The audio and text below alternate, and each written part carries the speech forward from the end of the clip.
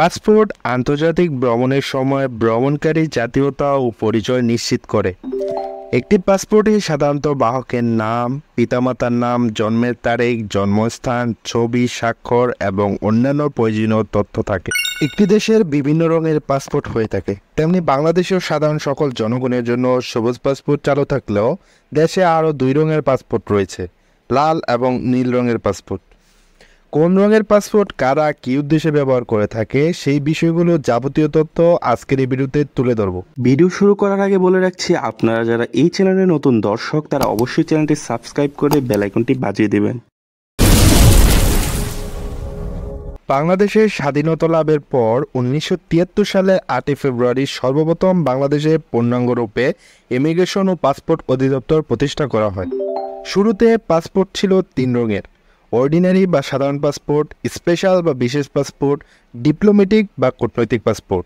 বিশেষ পাসপোর্ট কেবলমাত্র ভারতে যাওয়ার জন্য ইস্যু করা হতো বলে সেটি ইন্ডিয়ান পাসপোর্ট নামেও পরিচিত ছিল।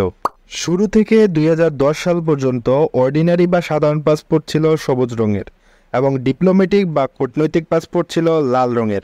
এছাড়াও বিশেষ পাসপোর্ট বা ইন্ডিয়ান পাসপোর্টের রঙও ছিল লাল, তবে সেটি কূটনৈতিক পাসপোর্টের চেয়ে কিছুটা আলাদা রঙের।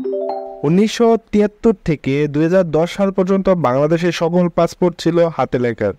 2010 সালে ইন্টারন্যাশনাল সিভিল এভিয়েশন অর্গানাইজেশন তথা আইকাও কর্তৃক মেশিন রিডেবল পাসপোর্ট বা এমআরপি পাসপোর্ট চালু করা হলে বিশেষ পাসপোর্ট বা ইন্ডিয়ান পাসপোর্টটি বিলুপ্ত ঘোষণা করা হয়।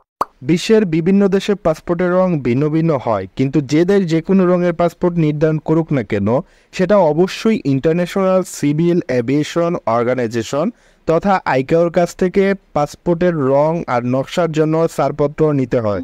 চলেন এখন জেনে নেওয়া যাক কাদের জন্য কোন রঙের পাসপোর্ট। সবুজ পাসপোর্টকে বলা হয় অর্ডিনারি পাসপোর্ট। এই পাসপোর্ট হচ্ছে বাংলাদেশের সকল সাধারণ নাগরিক ও জনগণের জন্য। জন্মসূত্রে বাংলাদেশের যে কোনো বৈধ নাগরিক এই পাসপোর্টটি গ্রহণ করতে পারেন। সবুজ পাসপোর্ট দিয়ে ভ্রমণের জন্য অবশ্যই সংশ্লিষ্ট দেশের ভিসার প্রয়োজন হয়। নীল পাসপোর্ট। নীল রঙের পাসপোর্টকে বলা হয় অফিসিয়াল পাসপোর্ট। সরকারি কাজে কোনো কর্মকর্তা বা কর্মচারী দেশের বাইরে ভ্রমণ করতে হলে এই অফিসিয়াল পাসপোর্ট বা সরকারি পাসপোর্ট ব্যবহার করতে পারে। এই পাসপোর্ট তৈরি করার জন্য সংশ্লিষ্ট সরকারি অফিসের অনুমোদন বা গভর্নমেন্ট অর্ডারের প্রয়োজন হয়।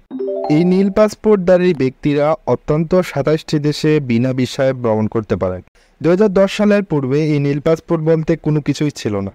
ওই বছর পর্যন্ত সবুজ পাসপোর্টেই হাতে লিখে সরকারি অনুমোদন দেওয়া হতো। তবে সরকারি কোনো কাজ ছাড়া কেউ ব্যক্তিগত কাজে বিদেশ ভ্রমণ করতে চাইলে এই অফিসিয়াল পাসপোর্টটি ব্যবহার করতে পারবেন না।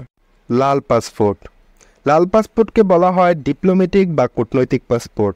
এই পাসপোর্ট পাবেন রাষ্ট্রপ্রধান, প্রধানমন্ত্রী, মন্ত্রিসভার সদস্যগণ, সংসদ সদস্য এবং তাদের স্পাউস অর্থাৎ স্বামী বা স্ত্রী, সেই সাথে উচ্চতর আদালতের বিচারপতিগণ, পাবলিক বিশ্ববিদ্যালয়ের উপাচার্যগণ, পাবলিক সার্ভিস কমিশনের প্রধান, মন্ত্রণালয়ের সচিবগণ এবং বিদেশে বাংলাদেশি মিশনের কর্মকর্তারা এই লাল পাসপোর্ট পাবেন। যাদের কাছে লাল পাসপোর্ট আছে তাদের বিদেশে ভ্রমণের জন্য কোনো ভিসার প্রয়োজন হয় না। তারা সংশ্লিষ্ট দেশে অবতরণের পর অন অ্যারাইভাল ভিসা পাবেন। ডিপ্লোম্যাটিক বা কূটনৈতিক পাসপোর্ট সব দেশে লাল রঙের হয়ে থাকে। বাংলাদেশের সাধারণ পাসপোর্টের রং সবুজ কেন? বাংলাদেশের সাধারণ পাসপোর্টের রং সবুজ কেন এই প্রশ্নে কয়েক রকমের উত্তর পাওয়া যায়।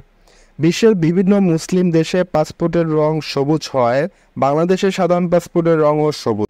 আরেকটি প্রচলিত ধারণা হচ্ছে বাংলাদেশের পতাকা রঙের সাথে মিলিয়ে আইকাওর তালিকা থেকে এই সবুজ রঙটি বাংলাদেশের পাসপোর্টের জন্য বেছে নেওয়া হয়।